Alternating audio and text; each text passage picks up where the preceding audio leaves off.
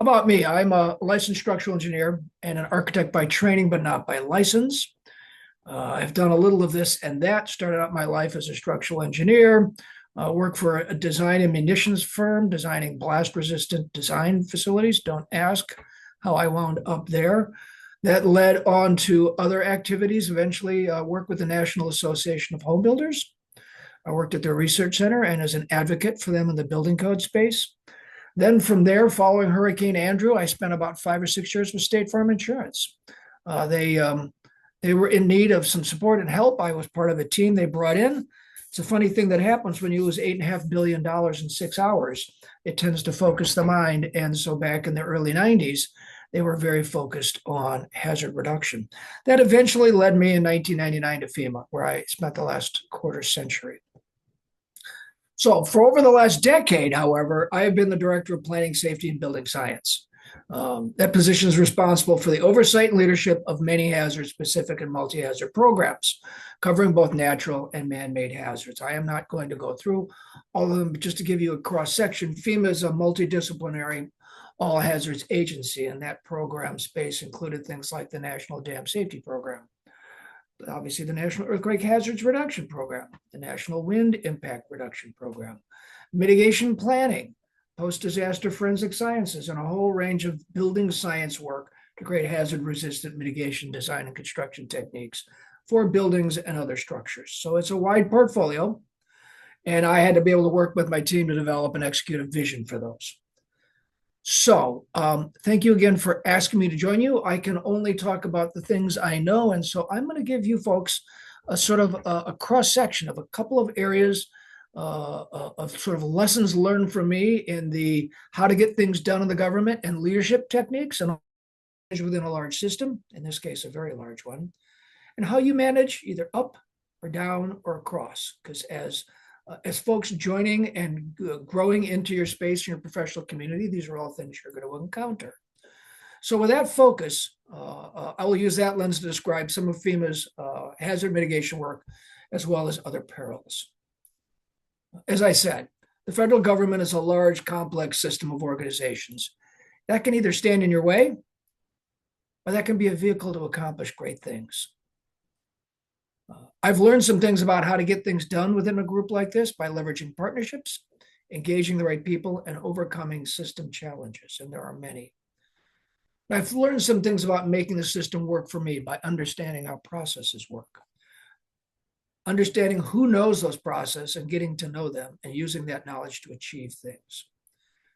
I've learned some practical strategies for partnering, navigating, including working with the White House, the Office of Management and Budget, Congress, and other senior leaders across government.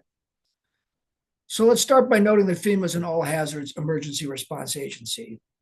The mission of FEMA is pretty simple: helping people before, during, and after disasters. And my work at FEMA touched on all three of these areas at one point or another. So before, hazard mitigation, the thing I spent most of my adult career on, is by definition the effort to identify, reduce, or eliminate risk before it occurs. During. In order to reduce risk that occurs during disasters, you need to learn from the disasters in order to improve that community resilience. FEMA has a number of programs, one of which I was involved in is FEMA's Mitigation Assessment Team, or MAT. It's a post-disaster forensic studies team that for over 30 years has been working to understand and learn lessons from disasters. And after. There is a window of opportunity after disasters to affect recovery and rebuilding. To do this, however, we have to be prepared and ready to provide timely, meaningful, and effective hazard mitigation guidance during this critical time. And this is a time when really everybody just wants to put things back as fast as they can. And this is also the opportunity we have to help do it right. I'm going to share a screenshot. Tell me if you can see it. And ignore the dogs in the background. Yes, we can see. Yes, we can see. Okay, so sorry it's a little blurry, but this is a graphic that in a nutshell sort of explains what we've been trying to do in FEMA's mitigation space for quite a long time. And in its simplest form, it describes a cycle, sort of a never-ending cycle of activity. And it's a process that begins with research and new knowledge, It begins with lessons learned from the field and translating research into practice, and then works its way around into actual practical application through guidance and tools development, through building codes and standards, through the critical outreach and implementation and technology transfer actions, which is FEMA's primary role in the earthquake program, ultimately leading to reduced disaster losses. And if all of those things happen, and they do, then you're helping to create resilient communities.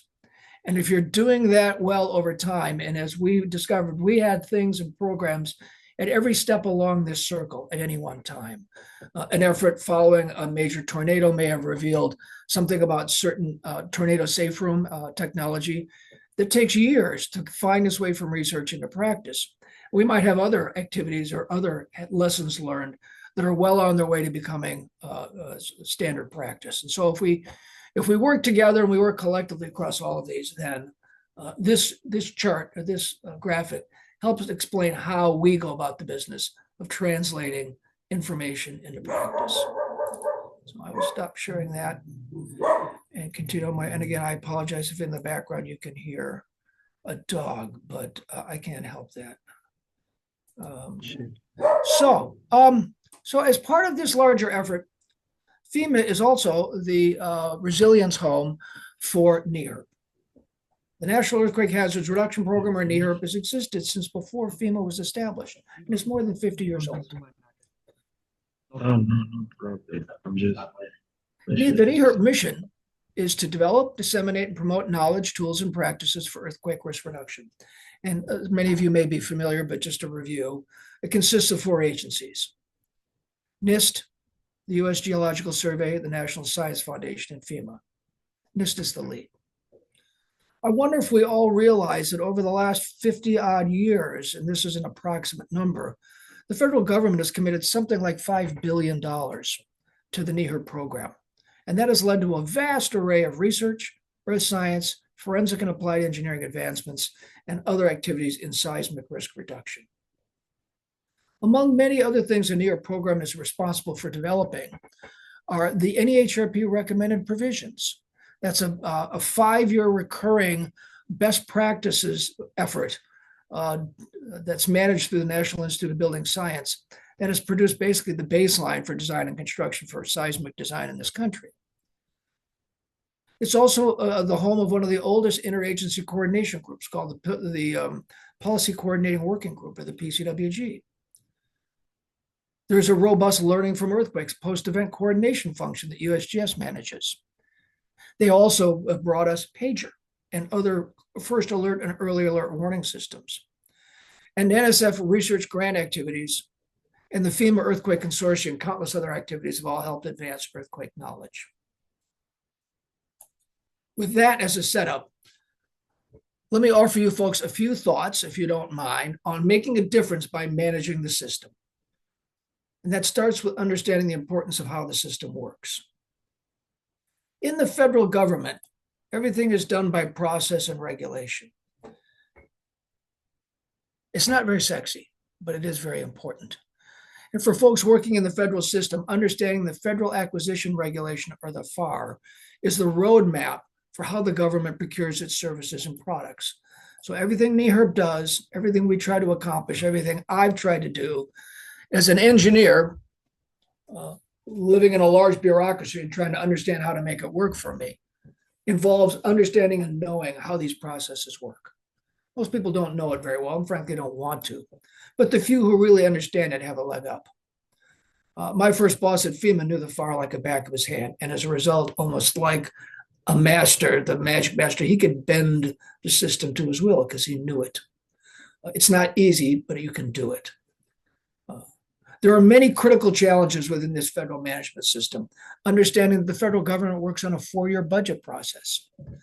Imagine if you have a great new idea and you want to get funding for it for the government processes, and you put forward a proposal and ask for funding support. And they say, yes, that's great. That's a great planning year item. We're in FY25 right now. How about we give you the money in FY28? And you start planning for it now. No, you don't understand. I need to do this work now. And they go, yeah, that's right. And we'll give you the money in 3 years. So you have to learn how to plan and think about the long haul in a big system like the government. And just like others, hiring is often a challenging and critical process. One of the struggles we deal with, and we have ways of overcoming it, is it takes 2 weeks in the government to resign and leave, but it might take 6 or 9 months to replace them. So it is a process that's fraught with long-term processes. And if you're in a large system like that, you have to understand and know how to make them work. So that's fine. And we know in this world we live in, everybody matters. But how do I build the relationships with the people that count? There's an old book, and I don't know how many of you have ever even heard of them, but there's a gentleman from the last century called Dale Carnegie. And he published a little thing called the Golden Book. I will offer you a few thoughts when I close in a few minutes on some things he says about how to make friends and help people. But something else you need to know about relationships, especially in large organizations, is you have to know when to pick your fights. You have to save your goodwill for when it really matters. Help others when you can. It builds credit. And it's also the right thing to do. As a manager, I have to balance my role as a leader and a team member. It takes intuition to know when to lead, when to support, and when to follow. The Marine Corps for many years has had, I'm told, I was never part of the Marine Corps, has a saying. And the leadership saying goes, lead, follow, or get out of the way. Another thing that's often said, and a former manager at FEMA once told me, was let's stop admiring the problem. Let's get on with it. So you have to balance strategies with action, knowing when it's time to stop admiring the problem, and don't let perfect be the enemy of good. Another manager, another leader has often said, look for the 80% solution. Strategy and governance efforts often fall victim of this trap of it's got to be perfect before executed, and then it's too late. Move in a straight line. Once goals and objectives are set, stay focused. Use milestones to mark progress, and keep reminding your team to stay on track. Stay focused on the objectives and avoid getting distracted by the nice-to-do additions along the way. Also, focus on outcomes. Use the milestones and outputs to measure your progress and adjust. And remember, there are always adjustments. So keep your eyes on the big picture. When things go south, don't overact, stay calm. Most of the time, things work themselves out. An expression I've often heard is, how do I keep my head when everybody else around them is losing theirs? I say all this because as it happens, I worked for an emergency response agency. And they often say FEMA is at its best when things are at their worst. And so being calm, managing difficult situations winds up being a pretty important understanding and element of working in an emergency response agency like FEMA. And there's a strategic hierarchy that has often worked well for me as I think about problem solving, or I think about defining goals and objectives. And it's sort of like a pyramid. And at the top of the pyramid is the mission. Following that is, what's the vision associated with that mission? And what are my goals for achieving it? And then for each of those goals, what are my objectives and my strategies? And then finally, what activities am I going to undertake to ultimately achieve my mission? And those are hierarchical. If you can keep those different layers of strategic thinking clear in your head, then you won't get confused and start confusing an activity with the mission or the vision or the goals, and you can stay on track. Don't try to be everything to everyone. Don't be an inch deep and a mile wide. It doesn't work. Neither does trying to move 100 things forward all at the same time. Don't move 100 things forward an inch. Move one thing forward a mile. And a personal favorite of mine is do not, and be aware of, and do not let the urgent but not necessarily important get in the way of your mission. Time is your most valuable resource, and please don't waste it. So, some successes and pitfalls. What worked and what didn't. In the case of FEMA, in the case of the earthquake program, it's transferring research into practice. So we are by necessity, regardless of our background, required to be practical. NSF, USGS work on earth sciences. They work on basic research. Even NIST works on research and applied research, but somebody has to turn that research into practice, into design and construction techniques. And that role largely fell on FEMA. FEMA has a guidance library of documents over the last 40 years of over 150 documents, training sessions, tools, and other things. We are tool builders. And we accomplish our progress through others, through our partners, through consortia, through groups like yours and others. We leverage resources. There's never enough, so we have to leverage the resources we have. Most of the NHERP money winds up going to USGS and NSF, something like 90% of the federally allocated funds. FEMA operates on less than 10% of those allocated funds. And so we have to leverage others, leverage partners, and then figure out how to develop our best practices and leverage and socialize them. Another important thing is to always make sure that you know that decision makers know you exist and what you're accomplishing. Sounds simple, but sometimes that takes a little doing. For me, making sure that leadership exists meant the administrator or the head of FEMA and the White House and our OMB liaison. These aren't easy people to get to, or these aren't easy people whose attentions you can grasp. But you can do it. You just have to know what you're doing. You have to have a good story, and you have to be clear. In our world, we like to treat disasters as opportunities. And then we want to do good work and tell people about it. Oh, and don't forget, tell people about it. Remember, the communication isn't a point in time. It's a continuous process. So we've witnessed great successes during the time in my time in this program, including the advancement of the NHERP, or the National Earthquake Hazards Reduction Program. It now develops and is credited as developing the state-of-the-art design for seismic design and construction. And we believe it has saved countless lives and dollars. We've seen the rise of performance-based seismic design, and now functional recovery becoming part of the design philosophy across the US. We've also seen FEMA's mitigation or community mitigation planning evolve from a targeted program with connections across the agency to a nationally driven program that's helping drive communities to take action, become more resilient. And one of our other programs, the National Dam Safety Program, has seen explosive growth as part of the IRA, and now is looking at almost $750 million that it can use to rehabilitate and remove dams across the nation. I've spent a lot of time working with the nation's model building codes and standards. Those are the standards and guidance and requirements that all state and local governments do or don't adopt to govern design and construction. We are proud to be able to say that those national consensus codes are now fully compliant with the NHERP recommended provisions. And another thing we're quite proud of over the last 4 years is we've been able to advance building codes through a White House directed national initiative to advance building codes. As part of the earlier discussions in the White House climate strategy, the White House Climate Policy Office and others joined forces with over 20 federal agencies, and we have been working collectively to advance codes and standards through our programs, policies, and guidance.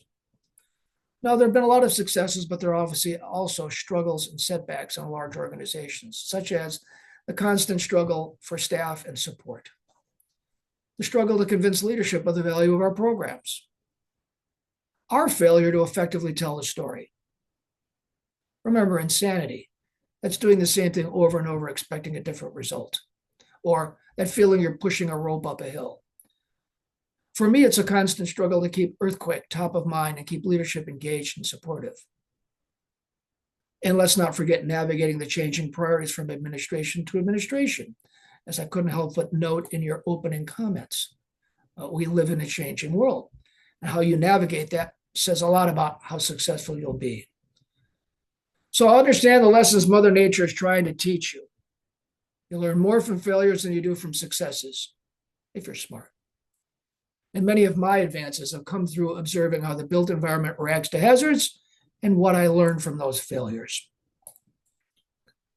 So the other thing I'd like to spend a few minutes on and share with you is knowing how to manage up and across and down. They're different. And each one has its own pitfalls and its own secrets to success.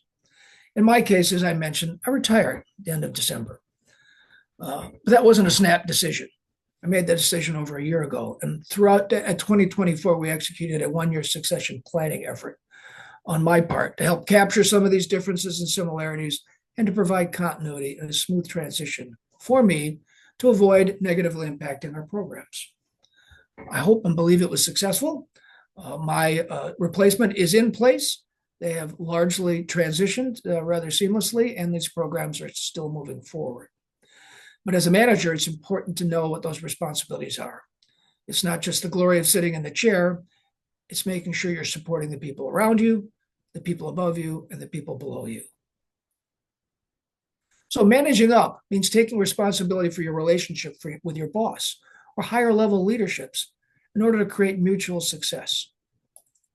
Managing across your peers might require exchanging ideas and productive debate, as well as advice giving or mentoring. Managing down sometimes requires that we highlight a dual focus, understanding our leadership priorities, but also ensuring alignment with personal or team goals.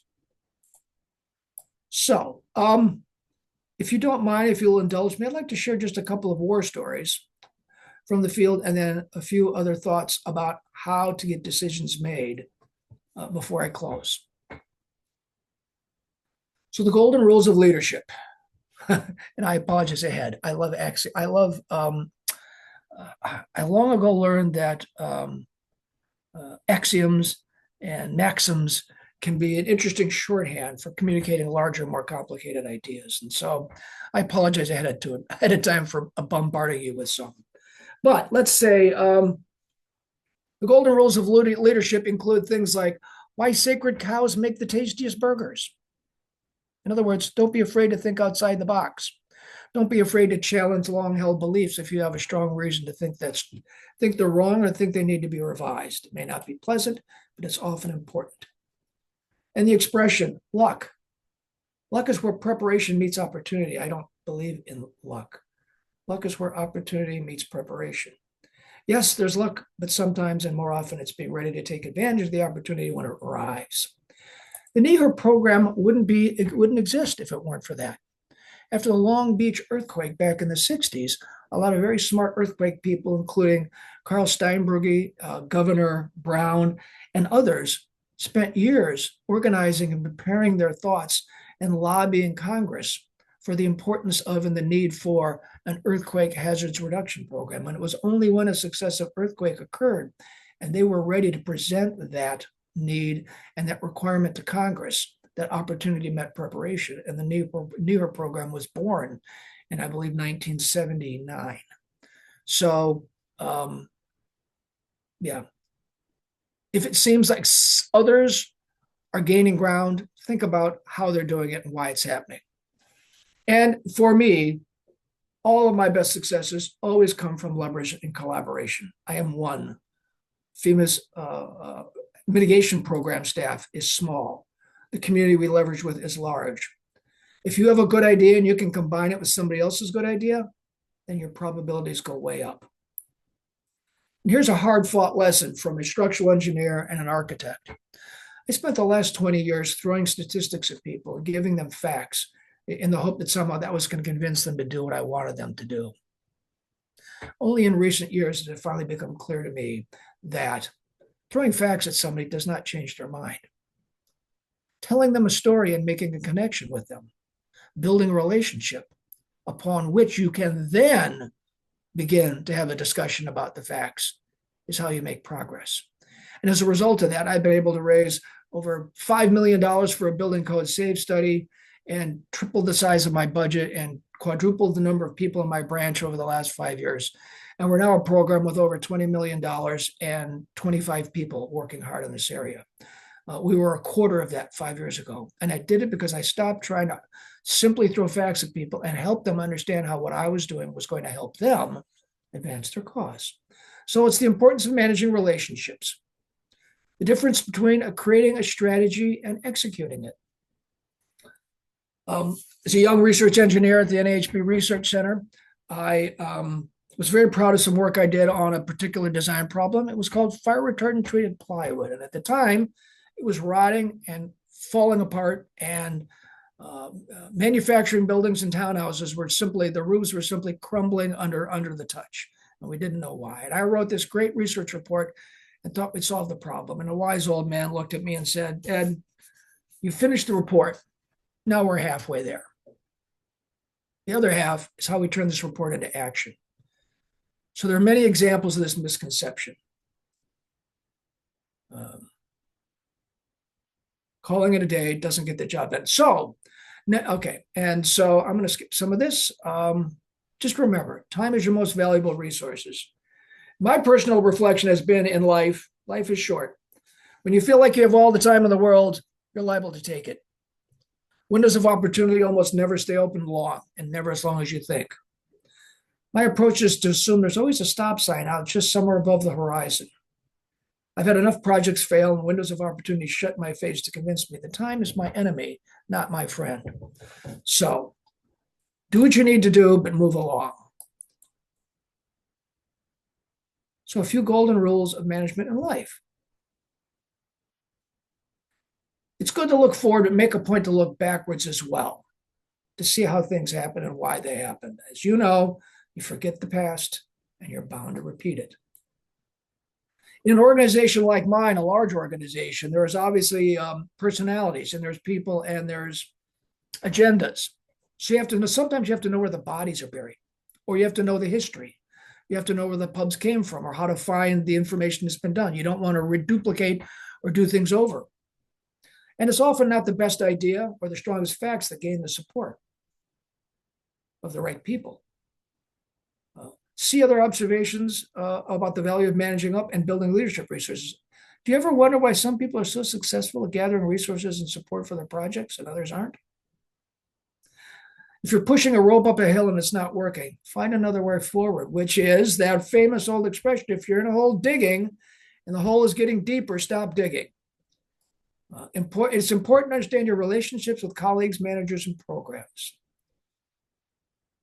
Just remember, if you're unsure about your assumptions or your position, or whether or not you're communicating well with the leadership around you about how to get your things advanced, just remember, there's an old maxim that says, if you're not at the table, you may be on the menu.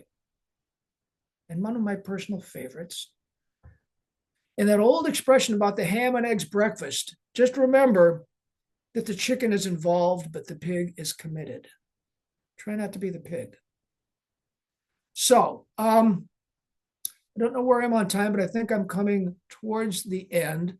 So I'll just throw a few more of these out, and then I'll offer you a few more points and things to think about, and then I will close up.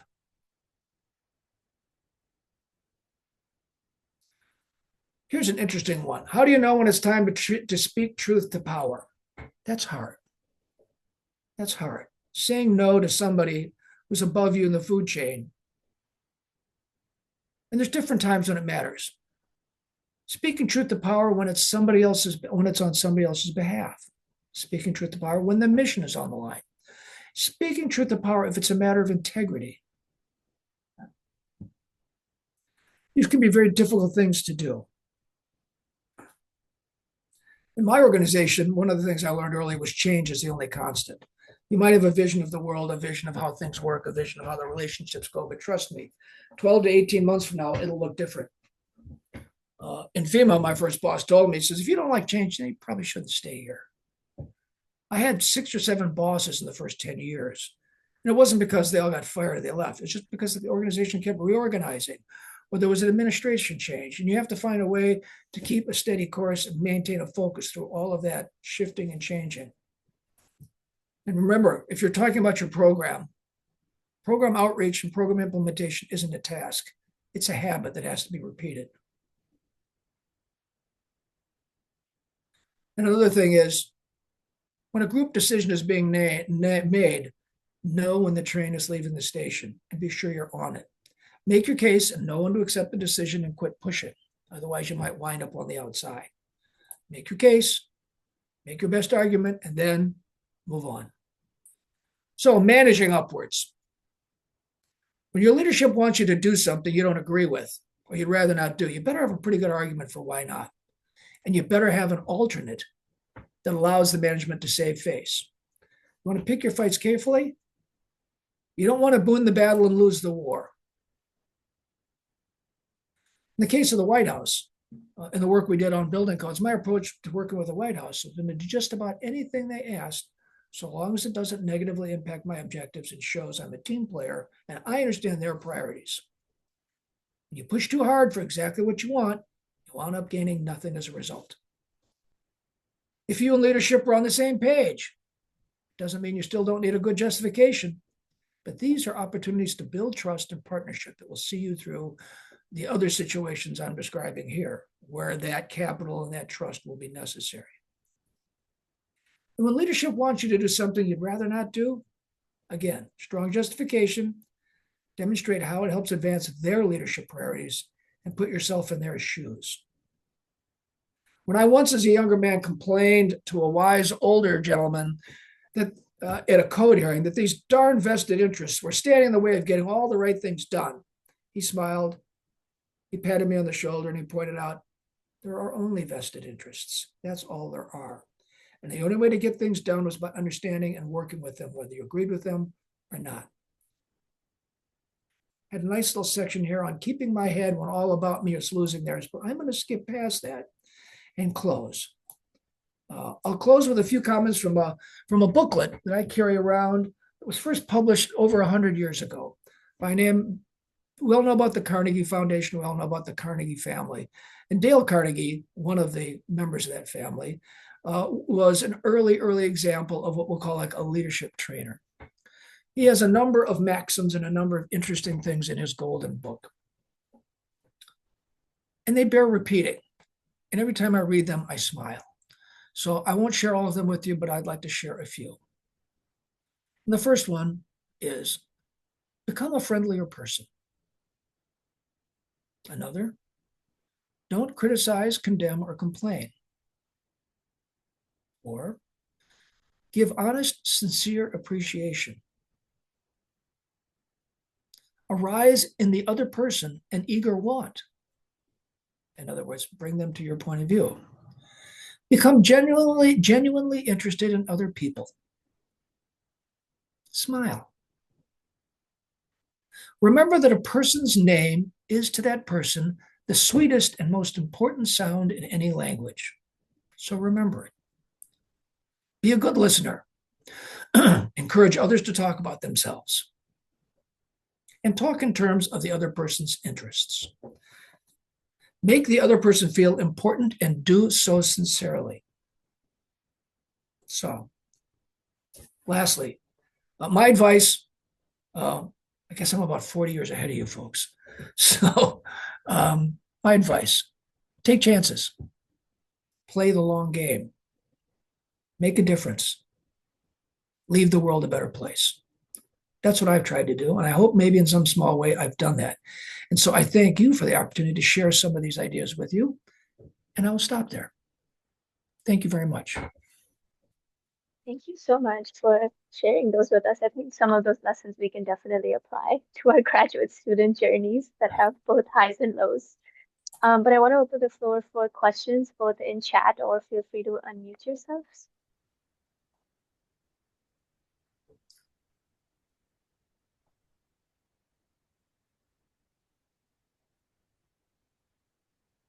Feel like we have a shy crowd today. If I could, I see that one comment says that that we can't see his presentation. And unfortunately, it was not a presentation. I have written remarks and then that one slide. I can certainly share those remarks if people would like. Just as a note, I spent many years as a PowerPoint nerd. And PowerPoints are great. Don't get me wrong. We all love them and we use them, but there's a point at which sometimes PowerPoints can also distract from the message. And so I've slowly over the years steered a little bit away from PowerPoints and more towards just talking, engaging. So I have one slide and notes. people aren't, if nobody wants to ask a question yet, I had a question. Oh, So there's a as hand. this, oh, Anamika, go for it. Yeah, thank you so much for sharing all your valuable lessons. That was like really a delight to hear everything. Thank you so much. So my question is more like, so when you said, you have to, there are times when you have a good research, but you can't explain it and you have to tell a story and to get, so I'm also an engineer, and we tend to be so much focused on numbers and data, and we get so, what do you, if you could elaborate on how to tell a story, or how we could reach to the audience and get Sure. the grant that we want? Sure. I'll give a quick example and then see if I can offer a thought or two.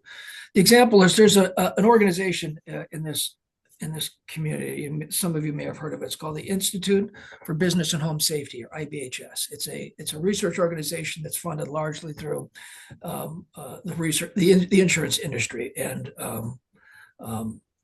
its former president during a meeting indicated the following. Said, we have a great team of research engineers, and they have a facility down in South Carolina that does wind tunnel testing and fire testing and other things. And she, not an engineer, had said that we had worked very hard and spent 5 years working with our engineers on the task of getting the engineers to think beyond just writing the report. And she said, in the end of the day, our goal was, how can we work with our engineering group to take a 200-page research report and turn it into a 3-page summary, ultimately turn it into a 1-page item, half of which is an infographic. And she said they'd been working on that for 5 years. And they were finally getting to the point where it was helping her to understand the science, but it was also helping the engineers understand the audience that this information was being translated to. And so in FEMA, in our case at FEMA, we were always the research to practice people. We didn't realize in some ways we were telling a story, but we just weren't doing it very well. So, story. So for me, a story would be, give me a second, would be this. This is a story. This is a whole bunch of information about a whole bunch of things we do turned into a story. And the story is, there's a circle of life that is continuous, and things exist and can exist and live in many places around that circle. But in traveling that circle, you create community resilience, because the outcome of all those things is people actually doing things differently and making the world safer. I don't know if that helps. It does, especially you saying that reduce everything to a 1-page information so that you can tell that gives it. Thank you. Just remember, the farther up in the world people go, the dumber they get, and the more specific you've got to be to help them. That starts with me. At certain points, too much information, it just turns you into you need somebody just to say it straight. Yeah. Okay. That was very helpful. Thank you so much, Dr. Laatsch. Absolutely. We also have a question in chat which says, stop admiring the problem. It sounded very interesting. Can you please explain it again? Absolutely. That quote, none of these quotes are mine, obviously. And all these things I say all came from other people. This one came, interesting enough, from that I heard it first from that same organization, IBHS, their new leader, a man named Rory Wright. He was one of our senior executives at FEMA for a while, and for the last few years, he's been running IBHS, and he was the one who would say that. And again, a non-engineer working around a lot of technical people. And what he meant by it simply was the process of exploring, researching, and solving engineering questions is very interesting, and for us engineers can be all-consuming. We can become absorbed in solving the problem and then refining and fine-tuning it in an effort, in our minds, in an effort to find the perfect outcome or the perfect solution. And don't let perfect be the enemy of good. And in the end of the day, there comes a point when it's hard, but it's important to understand that, you know what? We may have thought about and worked on this long enough. We may have enough knowledge and know enough about it to take that information and knowledge and move forward with it. I think another example would be I've often heard in the artistic world, people often ask the question, and artists as well, how do I know when my painting is done? How do I know when I'm done? It's a very abstract and very arbitrary, and there's not a right or wrong answer to it. But sometimes knowing that or having a sense of that is the difference between a masterpiece and something that the artist isn't very comfortable with. And so admiring the problem is simply self-awareness and knowing that there's a point at which the work you're doing to further refine whatever it is not value added and it's not worth the effort. And it's time to move from the problem solution to the problem implementation. I mean, again, the world I live in is all about results. And so I'm pretty far removed from engineering now. But engineering is still the foundation, and science is still the foundation that builds the tools that I have to sell to people that can't spell science. Harman, did you have a question? I did. This is a general question. When you, all the leadership, I guess, tips and knowledge that you've learned over the years, do you have any resources or books that you recommend that we look at? I took note of the Dale Carnegie book and I pulled that up, but is there anything else? Right. Well, I have 40 years of living and 40 years of life. Harman, I would have to think about that for a second, but I think some of the I don't want to call them flash event, but some of the leadership books and documents and some of the leadership training opportunities are very helpful and very valuable. Problem solving and decision making are complex. Harvard has an awful lot of good work they've done on this subject, and then there are hundreds of others. I won't start naming names like Peter. What's his name? Peter. Anyway, the 7 Habits of Extremely Effective People and others. But I think it would be good to include, as you grow and as you develop in your work, don't wait to learn about leadership. When you come across something or somebody talks to you about something, ask the same question you asked me. Well, that's interesting. What book would you recommend? And then make that part of your own professional development. Yes, thank you. I can also follow up over email if you remember any names. Absolutely. Absolutely. Do we have any other questions? We're kind of getting close to time, so we have maybe time for one more if anybody has any.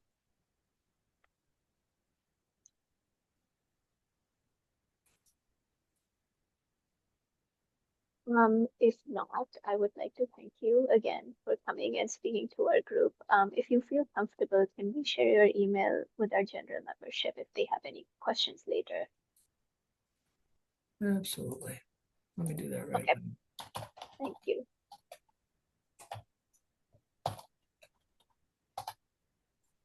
So yeah, if you have any questions, feel free to email. And then I'm hoping everyone can see my screen, but our future meeting will be in March on the March 21st, and we have Ian Robertson coming and talking about the 3rd edition of the NHERI Science Plan. I know he's come before. He's someone we very much enjoy hosting. So I hope you can attend that and learn about the priorities and the new version of the science plan. And with that, that's all we have for today. So if anyone has any questions, Robin and I are happy to hang back for a couple of minutes and talk one-on-one or address anything else. So thank you.